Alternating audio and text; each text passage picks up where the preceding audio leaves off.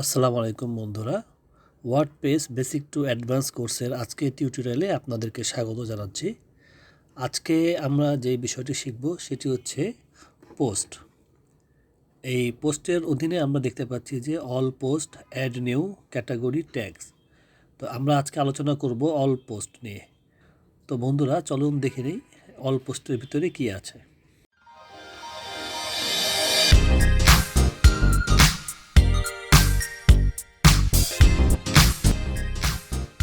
তো আমরা যদি এখন এখান থেকে অল পোস্টে ক্লিক করি তাহলে যে বিষয়টি হবে সেটি হচ্ছে যে অল পোস্ট ক্লিক করার পরে আমাদের সামনে এরকম একটি ইন্টারফেস চলে আসবে।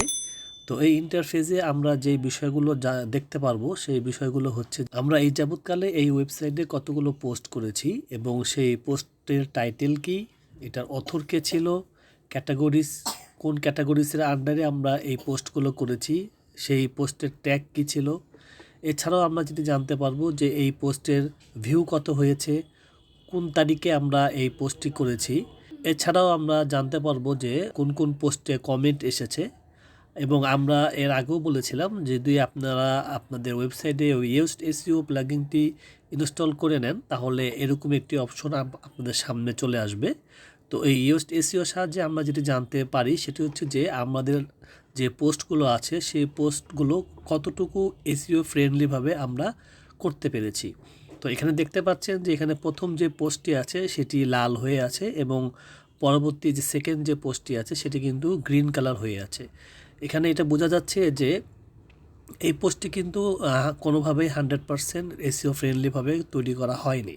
এবং যে পরের যে পোস্টটি দেখতে পাচ্ছেন যেটি হাইড্রোজেন ফুয়েল গাড়ির, এটি কিন্তু 100% আপনার এসইও ফ্রেন্ডলিভাবে করা হয়েছে। দ্যাটস ওয়াই এখানে কিন্তু গ্রিন সিগন্যালটি আমরা পাচ্ছি। এছাড়াও আমরা সেই এসইও টাইটেল কি দিয়েছিলাম সেই এসইও টাইটেলটিও আমরা এখান থেকে জানতে পারবো। এবং এই যে লাস্টের দুইটা অপশন আমরা যেটা দেখতে পাচ্ছি সেটি হচ্ছে যে আমরা ইন্টারনাল লিঙ্ক কোন কোন পোস্টের সাথে করেছি সেই এখানে সেটি প্রদর্শিত হচ্ছে যে এখানে একটা ইন্টারনাল লিঙ্ক করা হয়েছে, এখানেও একটা ইন্টারনাল লিঙ্ক করা হয়েছে, কিন্তু এখানে কোনো পোস্টে কিন্তু আউটগোয়িং লিঙ্ক যেটাকে বলা হয় বা এক্সটার্নাল লিঙ্ক যেটা বলা হয় সেটা কিন্তু এখানে করা হয়নি। এছাড়াও আমরা এই ইন্টারফেসের সাহায্যে যেই বিষয়গুলো জানতে পারবো সেটি হচ্ছে যে এখানে কতগুলো পোস্ট আমরা করেছি এই যাবৎকালে।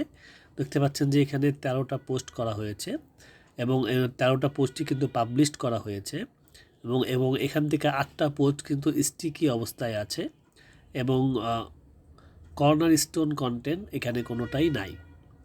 ঠিক আছে, এরপরে যে বিষয়টি আমরা দেখতে পাচ্ছি সেটি হচ্ছে যে এখানে বাল্ক অ্যাকশন নামে একটি অপশন আমরা পাচ্ছি। এই বাল্ক অ্যাকশনের এখানে যদি এই অ্যারো চিহ্নতে আমরা ক্লিক করি তাহলে দেখতে পারবো যে এখানে bulk action, edit, move to trash এই তিনটি অপশন আমরা পাচ্ছি। এরপরের যে বাটনটি আমরা দেখতে পাচ্ছি সেটি হচ্ছে অ্যাপ্লাই বাটন।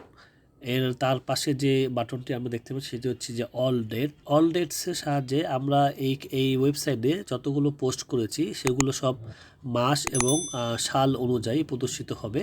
তো আমরা যদি এখান থেকে জানতে চাই যে আমরা মে মাসে কোন পোস্ট করেছি তাহলে আমরা যদি এখানে মে 2021 আমরা ক্লিক করি তাহলে কিন্তু আমরা 2021 সালের মে মাসে যে পোস্টটি করা হয়েছে সেই পোস্টগুলো আমাদের সামনে চলে আসবে। ঠিক একইভাবে যদি জুন 2017 সালের আমরা ক্লিক করি তাহলে কিন্তু এই 17 সালের জুন মাসে যে পোস্টগুলো করা হয়েছে সেই সবগুলো কিন্তু এখানে প্রদর্শিত হবে।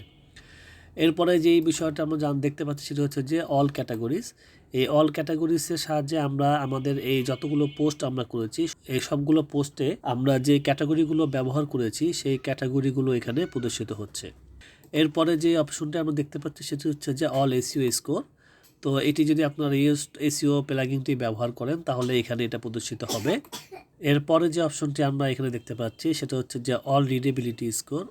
তো এখানেও আমরা যদি ইউজড এসইও ব্যবহার করি তাহলেও কিন্তু আমরা এই অপশনটি পাবো। এখানে যেটা আমরা জানতে পাচ্ছি সেটা হচ্ছে যে all readability score, readability needs improvement এবং রিডেবিলিটি ওকে, রিডেবিলিটি গুড।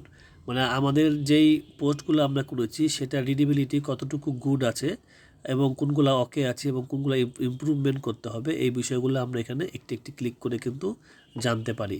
এবং সর্বশেষ যে অপশনটি আমরা এখানে পাচ্ছি সেটি হচ্ছে যে ফিল্টার। এই ফিল্টারের সাহায্যে কিন্তু আমরা ফিল্টারিং করে আনতে পারি যে আমাদের কোন পোস্টগুলো আমরা খুঁজে বের করতে চাচ্ছি সেটা আমরা খুব সহজে কিন্তু এখান থেকে ফিল্টারিং করে পেয়ে যেতে পারি।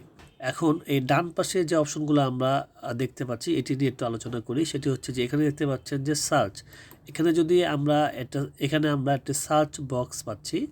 আপনার যদি এমন হয় যে আপনি আপনার একটা পোস্ট করেছেন কোনো এক সময়, কিন্তু সেই পোস্টের টাইটেলটা আপনার জানা আছে কিন্তু কোন তারিখে বা কোন মাসে বা কোন সালে পোস্ট করেছেন এটাই আপনার এক্স্যাক্টলি মনে নেই, সেই ক্ষেত্রে আপনি যদি এখানে জাস্ট টাইটেলটা লিখে যদি এখানে সার্চ পোস্ট অপশনটি ক্লিক করেন তাহলে কিন্তু আপনি খুব সহজেই কিন্তু সেই পোস্টটি খুঁজে পেতে পারেন।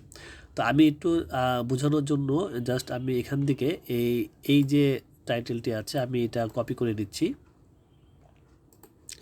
কপি করে নেওয়ার পরে আমি যদি এখানে এসে সার্চ যে পোস্ট অপশনটি আছে এখানে ক্লিক করে যদি আমি একটা পেস্ট করে দেই, এরপর যদি আমি সার্চ পোস্ট অপশনটি ক্লিক করি তাহলে দেখতে পারবেন যে এই পোস্টটি কিন্তু এই সবগুলো পোস্টের ভিতর থেকে আলাদা হয়ে এখানে প্রদর্শিত হবে। আমরা একটু অপেক্ষা করব এই পোস্টটি আসার জন্য। তো বন্ধুরা দেখতে পাচ্ছেন যে আমি কিন্তু শুধুমাত্র টাইটেলটি এখানে দিয়ে সার্চ করেছি। আমি কিন্তু এই সার্চের মাধ্যমে খুব সহজেই এই পোস্টটি কিন্তু পেয়ে গেলাম। এখন আমরা এখান থেকে জানতে পারছি যে আমরা কয় তারিখে এই পোস্টটি পাবলিশ করেছিলাম। তো এই হচ্ছে সার্চ পোস্টের কাজ। এরপরে আমরা যে এটা নিচে যে অপশনটি দেখতে পাচ্ছি 1 of 2, সেটা হচ্ছে যে আমরা এই যতগুলো পোস্ট করেছি সেই পোস্টগুলো এটার প্রথম পেজে আমরা আছি। এছাড়াও এখানে যদি একটা ক্লিক করি তাহলে আমরা এটা দ্বিতীয় পেজে চলে যাব। এই দ্বিতীয় পেজে আরও যে পোস্টগুলো বাকি আছে সেই পোস্টগুলো কিন্তু এখানে চলে আসবে। তো বন্ধুরা দেখতে পাচ্ছেন যে এটা আমরা এখন বর্তমানে দ্বিতীয় পেজে আছি। তো বন্ধুরা অল পোস্টের যেই ইন্টারফেস সেই ইন্টারফেস সম্পর্কে আমরা আলোচনা করলাম আজকের এই ভিডিওতে। নেক্সট ভিডিওতে আমরা আলোচনা করব অ্যাড নিউ। এই অ্যাড নিউ পোস্টের যে অপশনটি আছে এই অ্যাড নিউ পোস্টের সাহায্যে আমরা একটি নতুন পোস্ট ক্রিয়েট করে এবং সেটাকে 100% এসইও ফ্রেন্ডলি করে কিভাবে পাবলিশ করতে হয় সেই বিষয়টি আমরা পরবর্তী ভিডিওতে আলোচনা করব। তো সবাই ভালো থাকবেন। আজকের ভিডিও এই পর্যন্তই। ভিডিওটি ভালো লাগলে অবশ্যই আমার চ্যানেলটি সাবস্ক্রাইব করবেন, লাইক করবেন, শেয়ার করবেন এবং আপনাদের কোনো কিছু জানার থাকলে অবশ্যই কমেন্ট সেকশনে সেটা জানাবেন। তো সবাই ভালো থাকবেন। আসসালামু আলাইকুম।